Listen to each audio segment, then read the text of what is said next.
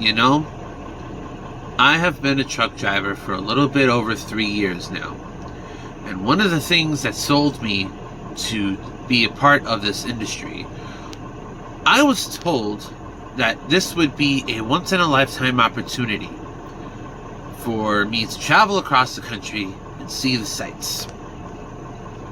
And while I have done that, I don't think that this was what I had in mind.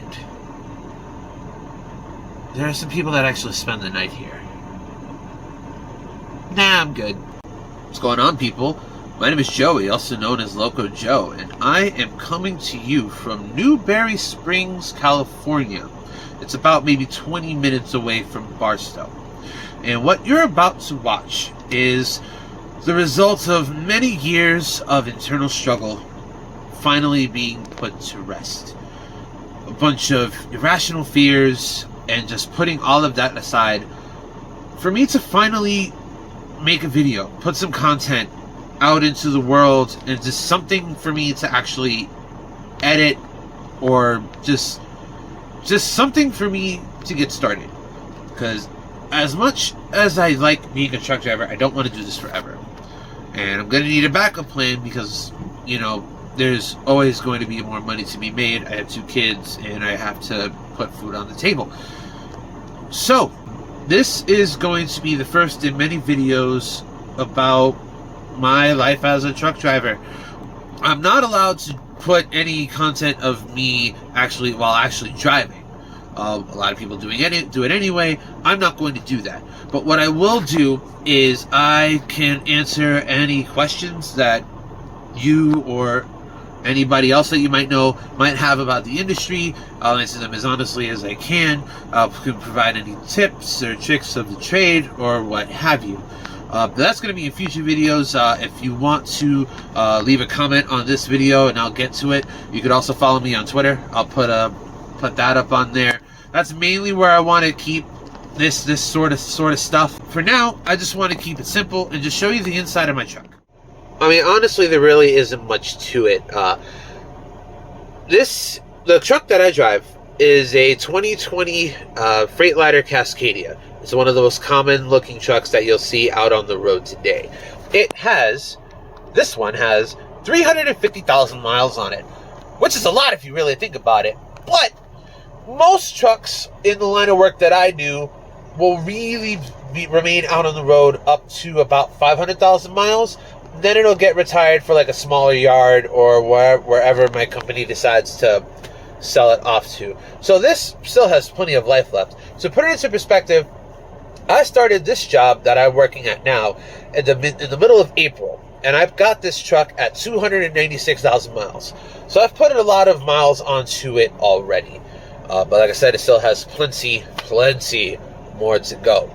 If I pan out and look a little bit to the right, this is my ELD, or electronic logging device. And this is basically all things work-related go in here. I clock in and I clock out here. Any paperwork for any loads that I carry will get submitted onto here.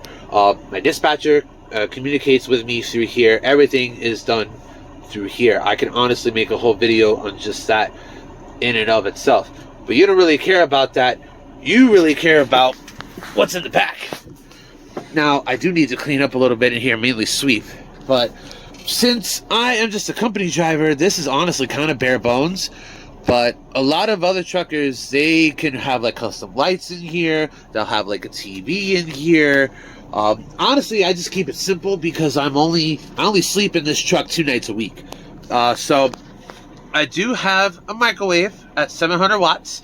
In here is a mini fridge. I really need to clean it up, so I don't really want to show you anything that's in here. I have a bunch of little cubbies.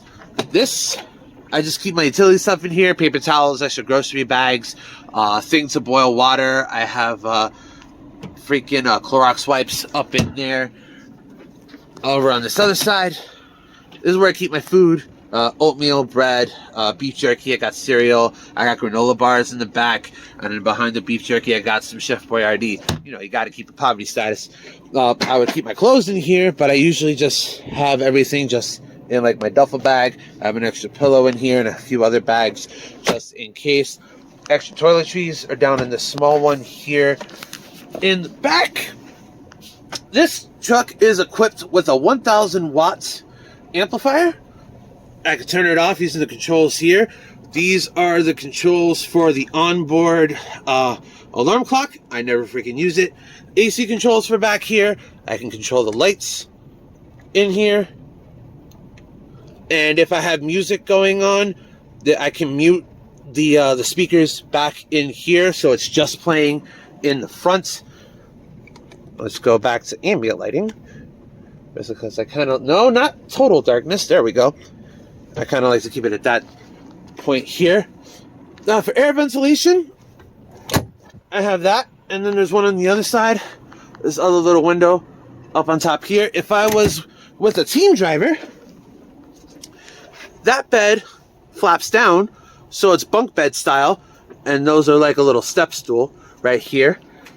This bottom bed flips up, and that gives me access to more storage down in here for like winter jackets. I keep my snow chains in here, like other supplies. I have a hazmat kit over on this side, and if in case I have a hazmat spill, which for my job is highly unlikely, but in the event that I do have stuff for that. But really, that's kind of it. Yeah, like I said, not much to it, really. It's plenty of space if you're going solo. It can get pretty cramped if you decide to go with a team driver, especially if you're a little bit more on the bigger side, like I am. 2 people that are pretty big, it can get pretty tight in there, but we can still make it work all the same. But yeah, that's basically what a bare bones inside of a truck with a sleeper bed looks like. Most other models, they'll have some slight tweaks. Like some internationals, they'll actually have like a mount for a TV built in. Some do, some don't. Some models have slightly bigger sleeper areas, some don't. It's really just personal preference if you wanted to be like an owner-operator or something like that. But yeah, that's going to do it for today's video. Thanks so much for watching. Like I said, if you do have any questions about just the industry in general, you can leave it a comment down below, or you can follow me on Twitter right here. Just shout a mention, or however that stuff works. I really got to get used to Twitter now. But yeah, thanks so much for watching, and I'll see you guys in the next video. Take care.